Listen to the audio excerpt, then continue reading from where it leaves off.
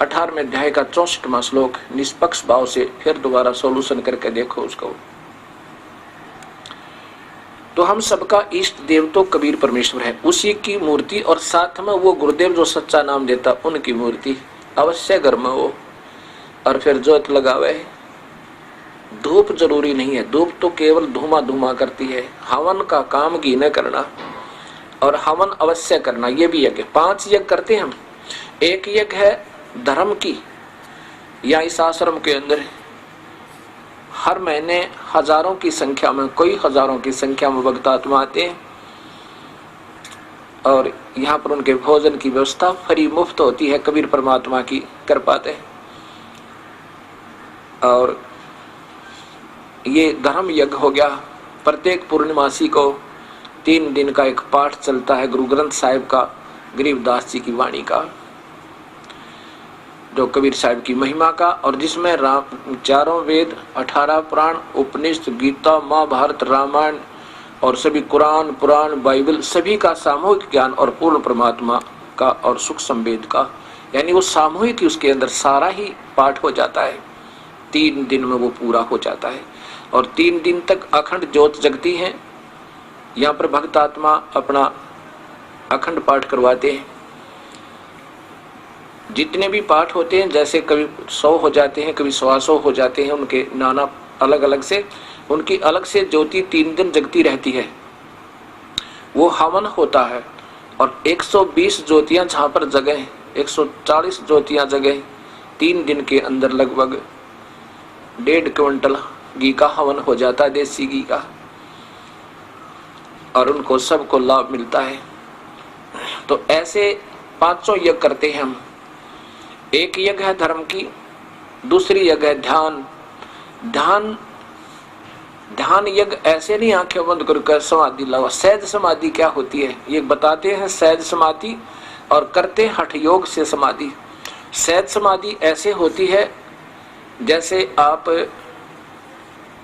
कहीं बाहर चले जाओ और जा चुके हो 1000 किलोमीटर, तब आपको याद आए कि मैंने 50,000 रुपये लोन लिया था और अलमारी में रख दिया तिजोरी में, और चलती दफा किराया जब निकालने लगा और अलमारी खुली छोड़ा, और फिर आप अपने जिस काम पर पहुंच चुके हो वहां से वापस जब तक नहीं आओगे, 1 दिन में, 2 दिन में, 4 दिन में, तब तक आपका ध्यान अलमारी से नहीं हट सकता है। परमात्मा, कहीं बच्चे बाहर चले जावें, कोई चोर ना घुस जावे, किसी बच्चे का हाथ लग जाए वो खराब ना कर दे, मुश्किल से गरीब आदमी ने लोन लिया है, कर्ज लिया है, आप वहाँ काम भी करते रहोगे, रिश्तेदारों से बात भी करते रहोगे, लेकिन आपका ध्यान वहाँ से हट नहीं सकता। पल पल में होगा, आँखों से पानी आने को हो जाएगा, दिल में कसक सी होगी, हे परमात्मा क्या होगा, हे दाता ठीक ठाक पावे। ये सहज समाधि है। हम आपको इतना योग्य कर देंगे, उस परम पिता के गुणों से परिचित करवा देंगे। कबीर परमात्मा कहता है आपकी सहज समाधि हटे नहीं माते। ये ध्यान है, ये ध्यान यज्ञ है, ये सहज समाधि कहलाती है। हठ योग करना ये समाधि नहीं है, ये तो हठ योग है, और ये गीता में मना किया हुआ है। अभी दिखाऊंगा आपको। एक यज्ञ है धर्म की और दूसरी यज्ञ है ध्यान, तीसरी यज्ञ हवन की। एक ज्योत जलाते हैं हम और सभी से प्रार्थना करते हैं अपने अपने घरों में एक अलमारी बनाओ, उसका एक हिस्सा बनाओ, उसको बिल्कुल वहाँ कोई कपड़ा वपड़ा ना रखे, कहीं ज्योति से आग ना लग जाए, उसमें कोई ऐसी वस्तु ना हो, केवल फोटो भी उससे ऊपर वाले ताक में हो, अपने कबीर परमेश्वर के साथ में गुरुदेव के। और सुबह शाम अवश्य अच्छा घी डाल के, 100 ग्राम तक कम नहीं डाला है, और ज्यादा डाल देता, जितना भी आप बीजोगे आप ही को देगा भगवान। ये तो आपकी आउटपुट है, जितना डालोगे उतनी आपको आउटपुट ज्यादा होकर मिलती है। ये हवन, तीसरी यज्ञ हवन की, और चौथी यज्ञ प्रणाम। गुरुदेव को दंडवत प्रणाम करे और मूर्ति को सुबह उठते ही, मैं तो अपना भाव बताता हूँ, अपने गुरुदेव की, अपने इष्ट देव की मूर्ति जब दिखे अपने आप नतमस्तक सिर हो जाता है, डटा नहीं जाता, और ऐसे दंडवत प्रणाम करता हूँ। ये पूजा नहीं होती।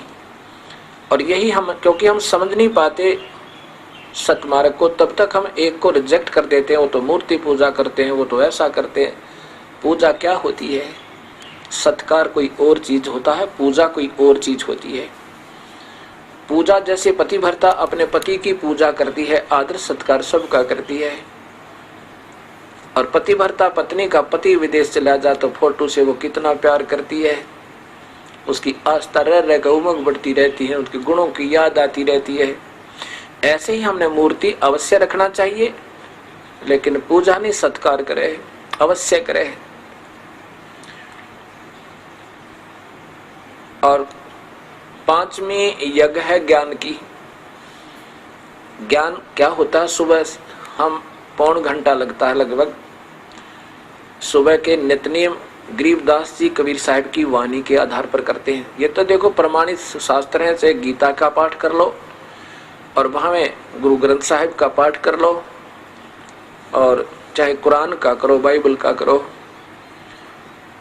और ये ज्ञान यज्ञ कहलाती है, जिसका गीता जी में कहा कि तू मेरा पाठ करता रहेगा, गीता जी का पाठ करता रहेगा अर्जुन, तो तू मुझे ही मिलेगा। क्योंकि काल के जाल में रहेगा केवल पाठ करेगा तो, और सही नाम मिल के साथ भी करेगा, सही संत से नाम लेकर ओम नाम का भी अगर जाप करना है तो पूरे संत लेकर, इन और नामों का नहीं।